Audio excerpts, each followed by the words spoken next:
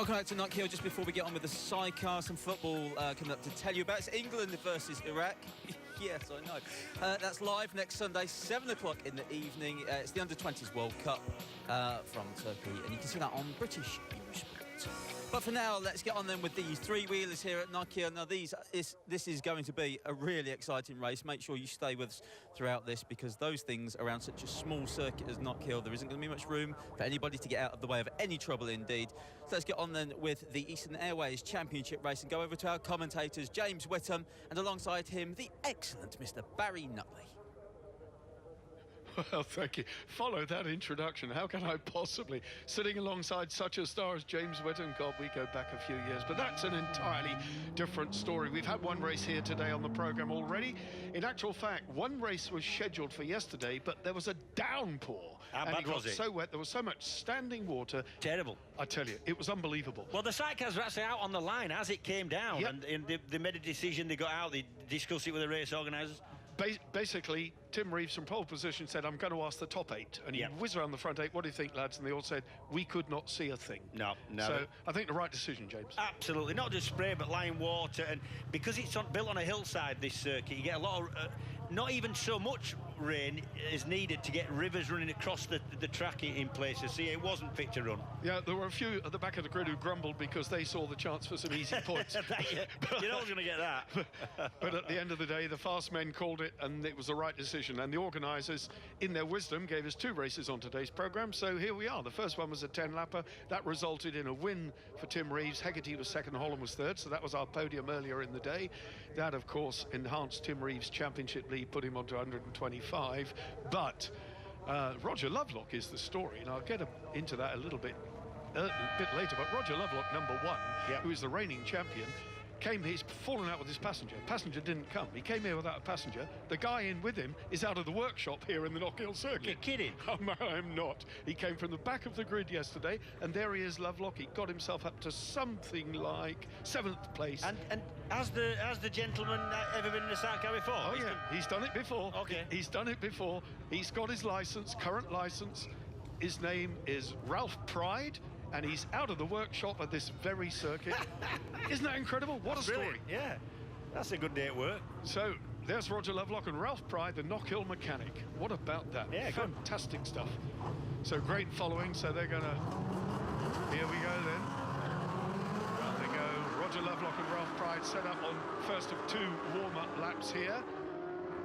A good F1 Eastern Airways sidecar lineup here. Hegarty was very close. Yesterday, he got within 0.3 of a second of Tim Reeves' lap record. Yeah, he did. I tell you what, Hegarty had a really, really good race and was with Reeves for a lot of it. It was a good race yesterday, this morning, sorry. It was. Yeah, we keep saying yesterday because it was supposed to be yesterday, yeah. It seems like yesterday. Yeah. It was a long time ago. It's been a long day. What a colourful picture that is, these outfits, as they swing around this 1.2-mile circuit, 1.27 miles to be absolutely precise, at Knockhill. Famous, of course, for its sidecar racing, famous for Jock Taylor, the legendary Scottish world champion, former world champion. John Clark. There's a number of passenger changes, James. I've written them all down just in case you get confused. But a lot. I mean, I get confused. So a lot of new passengers in there. Yeah, talking to Jock Taylor, the Taylor's hairpin there. Yes, indeed. Named after. Well, there it is then, 125 points. Tim Reeves, an impeccable, flawless performance. Hegarty there. Holland did himself a power of good with that podium this morning, got himself up 1 point clear of Andy Peach. Mark Edwards, Lee Barrett on that Kawasaki. They are quick. Barry James, Mark Howard. Lovelock entered with Ben Hughes, but it's Ralph Pride in there. Young Ben Hughes came along yesterday morning, put his hand up, said, I can't do this. Fair enough. You know, brave call. So Steinhausen and Cluse, they've parted company, would you believe? Unbelievable. Musical chairs goes on mid-season. Chaplow and Ian Drown and Ken Edwards there in 10th. And Ricky Stevens, Ryan Charwood on a borrowed engine. They've got an engine loaned by Simon Gilbert, a Yamaha this weekend. And there you have it. 1 or 2 of the crews haven't made the trip up here. has been around the sidecar racing game for quite a number of years. Grid forms up as per this morning's race. So Reeves and Hegarty were first and second. Holland overtook Peach in the race to claim third spot, so he's third on the grid. Andy Peach just ahead of John Clark and Tony Belsey. Barry James, Mark Howard, Roger Lovelock and Ralph Pride. Phenomenal 7th place. Chaplow and Kees Endevelt, the Dutch sidecar champion.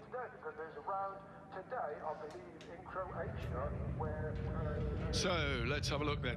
Reeves just flexing himself, getting in. He was the one who basically led the riders' decision yesterday to call the race off because of the bad weather, and it was totally justified. Lapping around here at something like 52-53, the record 51.389 from 2007. That tells you something, doesn't it? Yep, 6 years ago. Here we go then. Tim Reeves, 77 from pole position. Watch the lights. Top left of your screen. Out they go. Hegarty is going alongside, and he's on the inside. Is he going to keep it driving? Sean Hegarty. Tim Reeves just keeps the power on. Reeves gets it. Sean Hegarty, Callum Lawson. Then it's Andy Peach ahead of Ben Holland. John Clark, Roger Lovelock with his temporary passenger doing a great job. Well, yeah, already he's ahead. Reeves and Hegarty there off the line. It was a case of who blinked first into turn one, wasn't it? It was Hegarty. There's no room, is there, for two sidecars around there. John Clark, Lovelock. Then Barry James, Mark Howard, the number 112 outfit. Ben Holland then in fourth from third on the line. Suzuki leads Suzuki. Top 4 outfits are Suzuki's. In fact, the top 5 are Suzuki's. Lovelock's BMW, the first non-Suzuki, the number 1 reigning champion.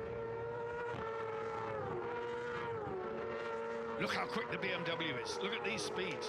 126 sector 1, 120 over the start line. Yeah, the sector 1's on the actually at the big left before the hairpin, because they actually come out the corner before a lot quicker than they come out the hairpin to the start and finish. So it's a slingshot effect. Yeah, that's right, yeah. Yeah. And of course they're pulling 2 men uphill and over the brow of the hill, so not too shabby, 120 over the start line. Not at all.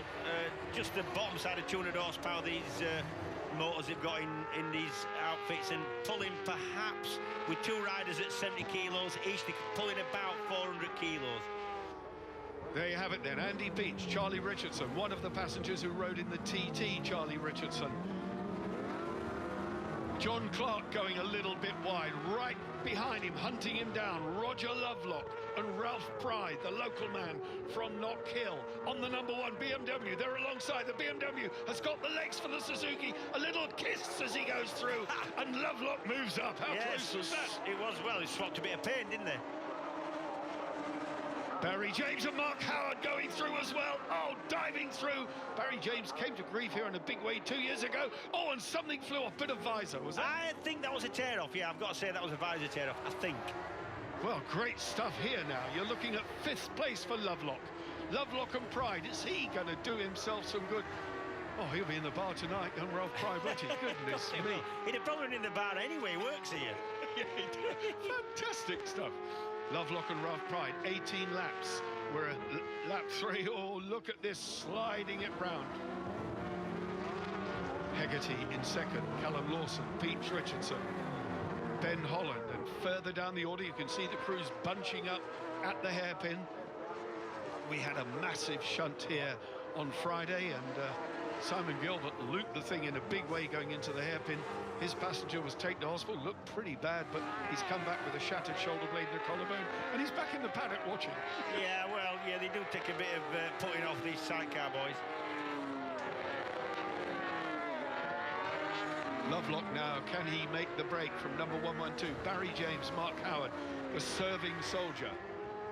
Just come back from a tour of duty in Nepal. And there, Tony Belsey in with the number 90, John Clark. And Tony Belsey has ridden here, of course, many times with Phil Bell, using all the track and the rumble strip. In the back of the picture, Craig Chaplow, Kees Endevelt, 73. Then it's Gary Horsepole with the yellow helmet, Paul Napton holding down the 3rd wheel there. But this is the battle now for 5th. The newcomer there, the guy that works here, Ralph Pride, I'm thinking there, he's on the back of the #1 outfit there. I'm thinking this is as fast as he's gone on a sidecar. This should be as good a crew he's been in. He's with the reigning champion, and this guy, and that BMW is quick. He's about the same size as Rick Lawrence, of course, so all the handholds fit. Yeah, but that's Rupert Archer's out of it. Rupert Archer, Jason Grimes from Shrewsbury. Well, they look as though they've spun out, I would think, don't you? Yeah, it looks like they've spun out, but it looks like they've had enough. That's one way of putting it. Well, it just looks like they were heading across the gravel to an area of safety, not back onto the track. Race leader Reeves goes through with his brother Tristan. Then it's Hegarty, Callum Lawson, third place #4, fourth place #60. Ben Holland on the Finning Cat Suzuki. There, Andy Peach on the L&W. Oh, there's Craig Nicol, another local man out of it. And Jimmy Connell, his passenger, standing on the tyres. So I think the local boys, with the greatest respect, have had a bit of a rude awakening here. I think so. You can see the lanyard hanging off the driver's. He's kind of got it wrapped around his wrist so that if they get thrown out of the thing, the engine's stop. You know, it's on an ignition cut there. Another local man in the points, David Rinn and Stuart Clark. They're in 14th place, so they're on for scoring points here. Meanwhile, Tim Reeves. Yeah, class act is Tim Reeves.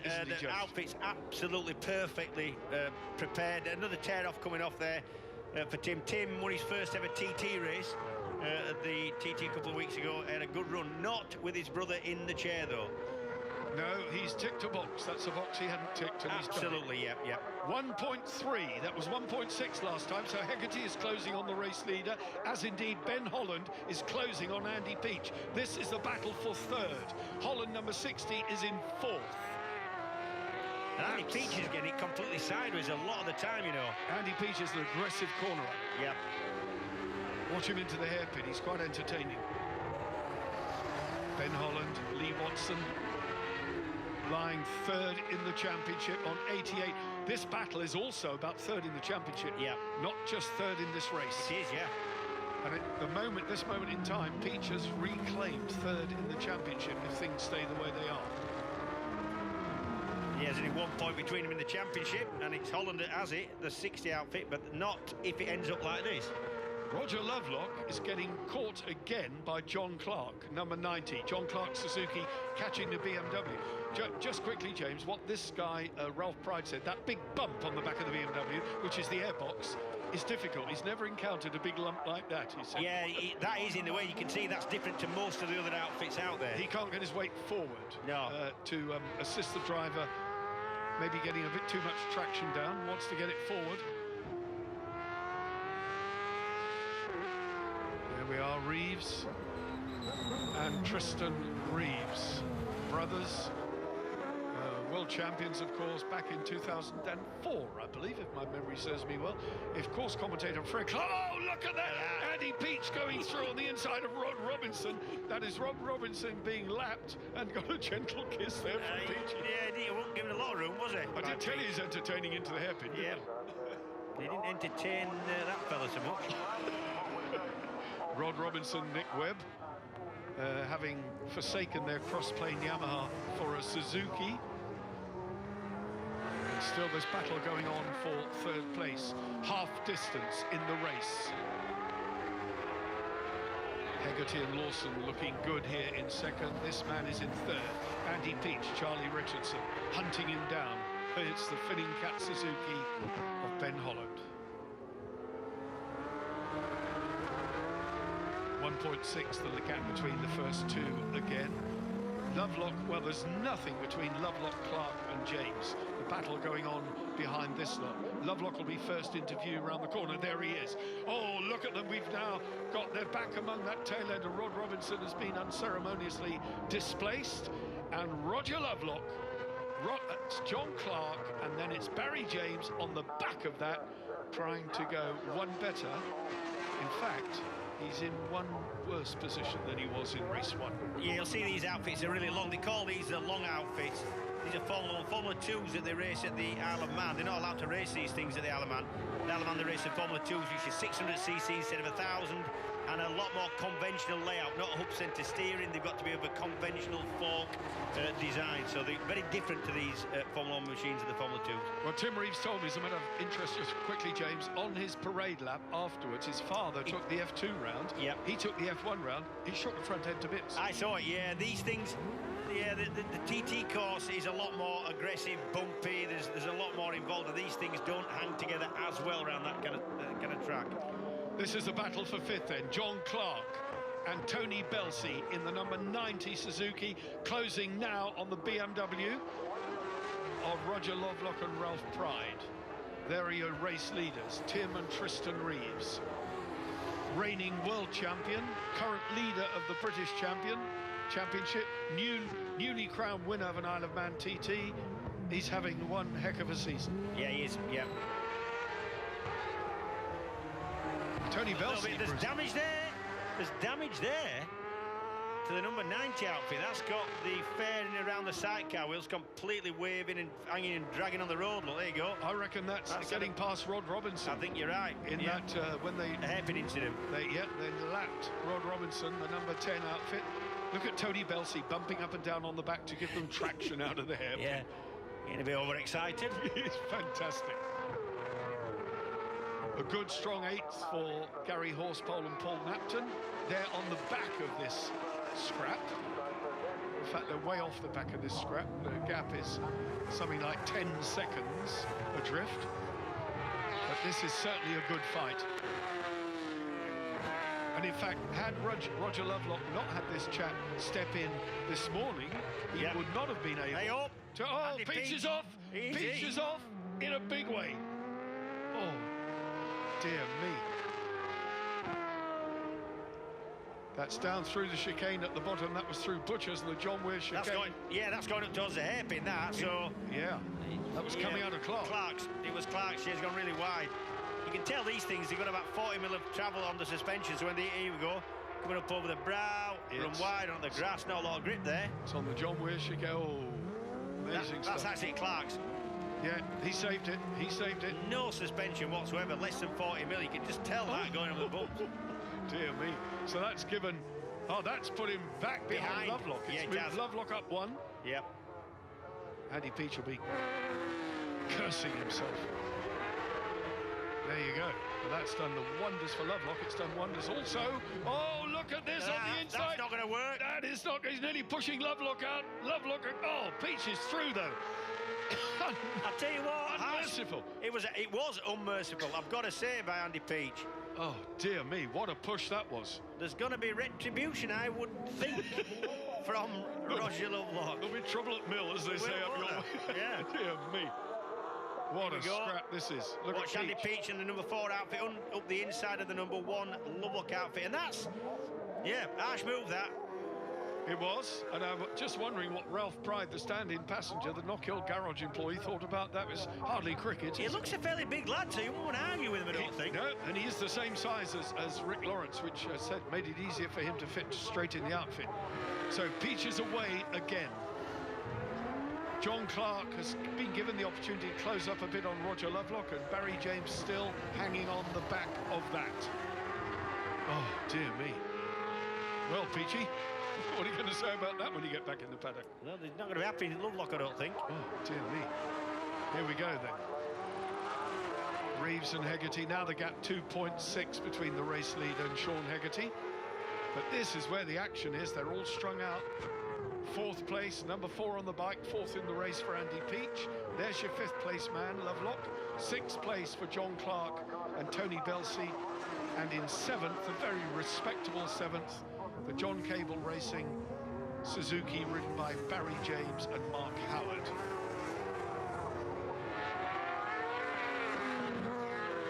They certainly up their game, the mid-pack boys, haven't they, James? Absolutely, yeah. It's actually good races, is. Plenty going on. Yeah.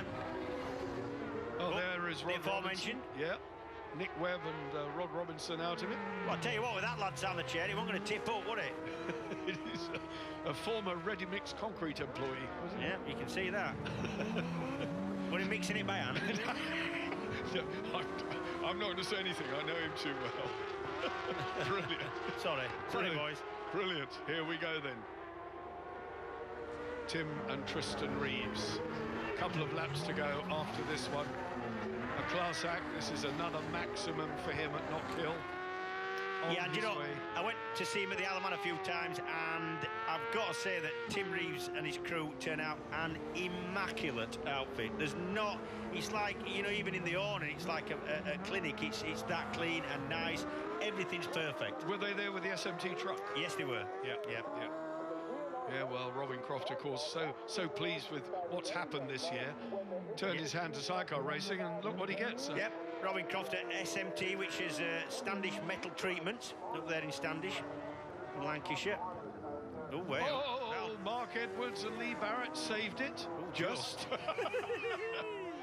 A synchronised just there, stereo if you like. Gary Horspoll and Paul Napton, not sure if they made it past. I think they did, yes. On our timing screen, Horspoll now up to 8th. That's Roger Body and Jamie Wynn being lapped by Tim Reeves. So the series organiser, Roger Body, I have to say he's been getting around at fairly steady times. He's in 11th place with a best lap of about 55.2, so he's done well. The oil flags are out, you know, for that lead up into the hairpin section of the hairpins. I'm just wondering, we saw an outfit nearly spinning. I'm just wondering whether that had anything to do with it. Yeah, you could be right. On the final lap then, 1.2 miles. They'll be round here in under a minute. On the final lap, Tim and Tristan Reeves marching on their way to an immaculate victory here. Bit of unspent fuel in the exhaust, bursting into flame as he shuts it off on the overrun. But as James said, we do have an oil flag out. That's Ian Drown and Ken Edwards in the white outfit. They're not going to be lapped there. They're going to escape the ignominy of being lapped by Tim and Tristan Reeves. Once again, James Whitterman, enjoyed your company. Fantastic. Yeah, thank you, Barry. Likewise. Checkered flag then awaits. Over the line goes Tim Reeves, another win here, so that's the double for him. Hegarty and Lawson clinching their second consecutive spot. So it's going to be Ben Holland and Lee Watson getting that third, so another podium for them, identical podium. Oh, dear me! Oh, at the hairpin, it's John Clark, Tony Belts. Oh, dear me, Barry James. What went on there? Goodness me, what happened there? Last hairpin, Roger Lovelock. I think everybody comes over in 5th. Andy Peach. Dear me. That is Mark Howard. I mean, they just hooked together. They hooked together at real high speed as they was slowing down for the hairpin, and that spun them out. That's John Clark. A very, very determined rider. I mean, I don't know. They got hooked up, threw them sideways. But yeah, it was a case of two outfits, one piece of tarmac into the hairpin. Yeah. No space there, but what drama. That catapulted Roger Lovelock up to 5th. Everybody then, of course, moves up a place, waiting for confirmation. We've got a red flag, of course, so the leader had already crossed the line. Yep. So the result is declared. What will remain to be sorted out is the lower order, and at this moment in time our table on our timing screen has not moved because some of those guys didn't come across. We have a red flag which basically signals the end of the race for those competitors who didn't make it to the line. Well, what drama. It was drama on the last lap. Never fails to disappoint, does it? God, dear me. Last bend. Yep. There, your race winner. And Ben Holland, Lee Watson, there in 3rd place, the number 60 outfit. So that massive crash between John Clark, number 90, and the 112 outfit of Barry James. The man who escaped and got through clear to claim 5th place, Roger Lovelock and Ralph Pride.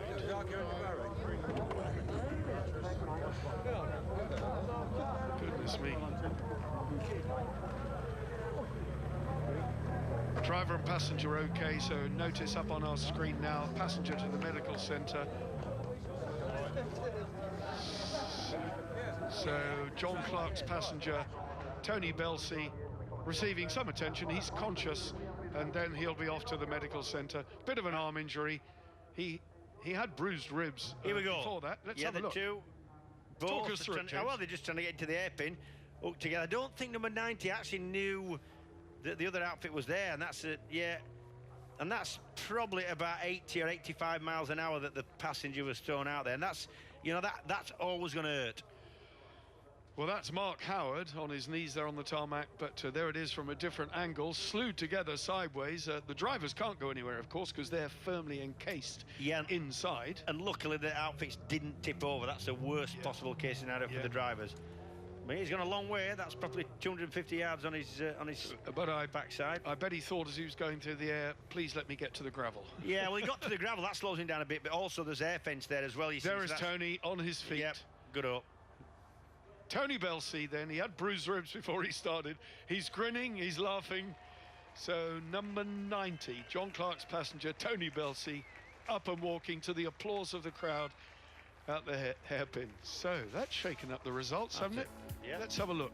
Confirmation of the win for Reeves, Hegarty second, Ben Holland, Lee Watson, Andy Peach, Charlie Richardson, Lovelock and Ralph Pride. What a debut for the Knockhill employee. Brilliant. Horsepole and Napton got 6th. Edwards and Barrett hung in there. Ian Drown in the good points. Roger Body 9th, his best results so far this season. And local boy David Rinn and Stuart Clark, they'll be thrilled. 6 points for 10th.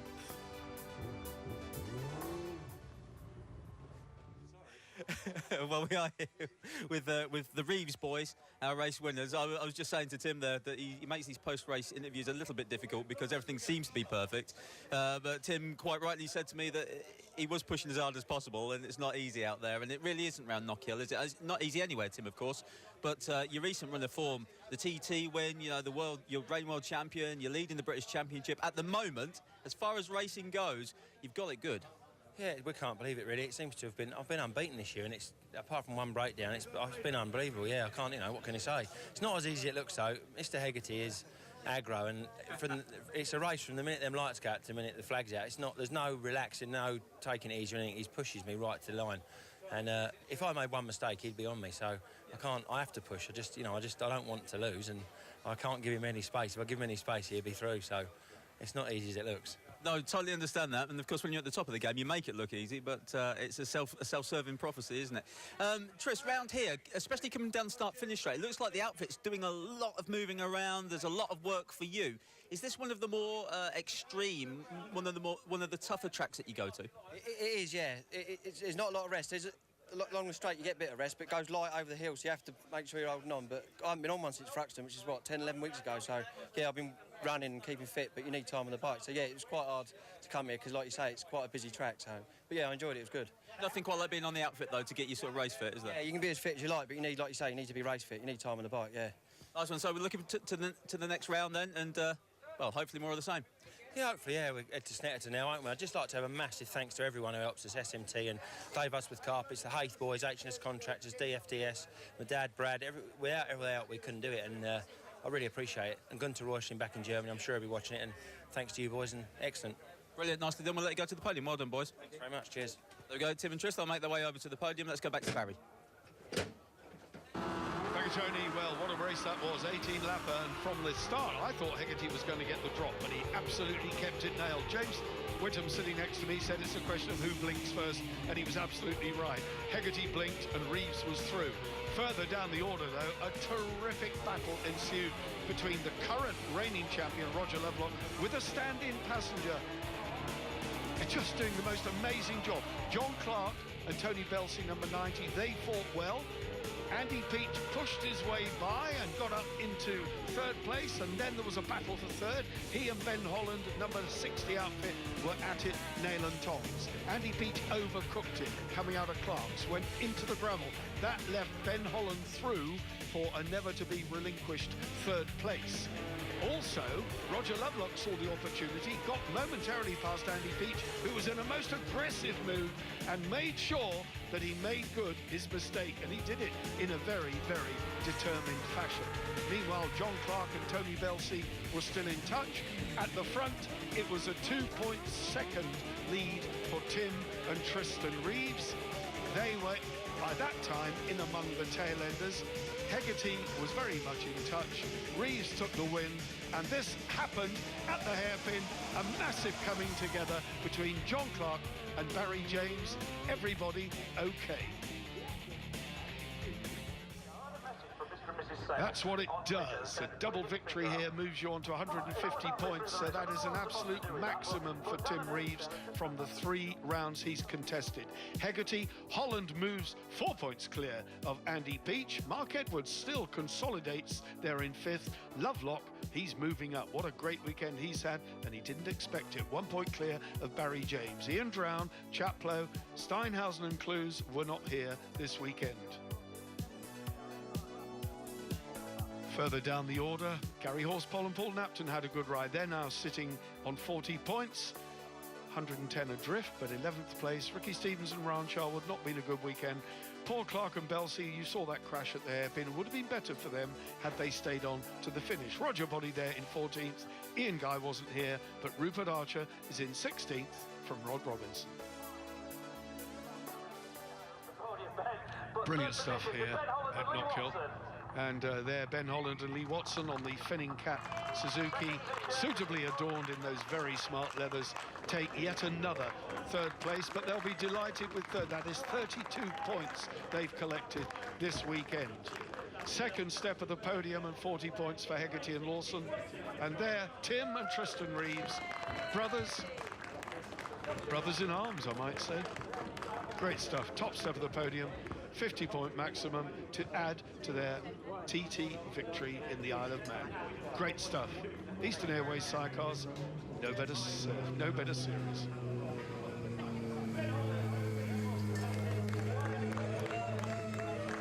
So there we go then, race legend Roger Marshall handing out the trophies to the sidecar boys. What a brilliant race that was. Bit of action everywhere, and thankfully Tony Belsey not too badly hurt in that accident. He's receiving medical attention, but as you saw, he was up and walking and talking to the medics, so fingers crossed for Tony. But to the victor of the spoils, the Reeves boys stand on top of the podium once again. So far, almost perfect for the Reeves boys right from the very start. Right, we're going to take a short break, and when we come back, we'll bring you all the action from a race that happened a little earlier today. We are back here at Knockhill with the Superstock 1000s.